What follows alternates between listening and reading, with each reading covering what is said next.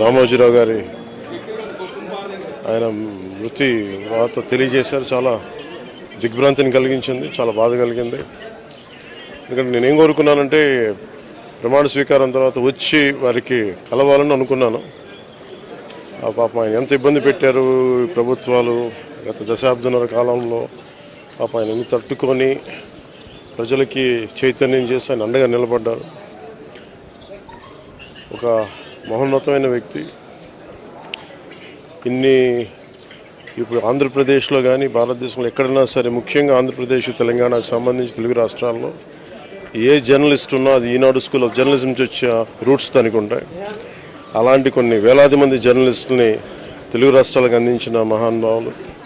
అలాగే తెలుగు చిత్ర పరిశ్రమకు సంబంధించి కూడా ఈరోజు ఇంత ఇన్ఫ్రాస్ట్రక్చర్ ఇక్కడ డెవలప్ చేశారంటే అది హైదరాబాద్లో ఎంత అద్భుతంగా తెలుగు చిత్ర పరిశ్రమ ఉందంటే ఆయన కాంట్రిబ్యూషన్ చెప్పలేను.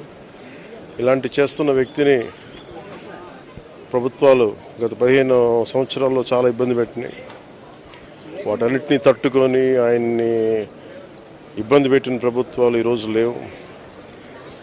ఆ విజయం ఆయనకి తెలియజేయాలని అనుకున్నాం, చేసి లోపల దురదృష్టం ఇలా జరిగిపోయింది.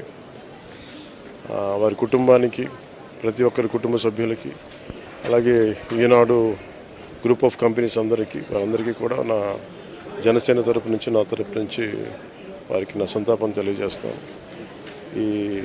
ఈ సమయంలో మీ అందరికీ ఆ భగవంతుడు వారి కుటుంబ సభ్యులకి అండగా ఉండాలని కోరుకుంటూ సెలవు తీసుకుంటాను.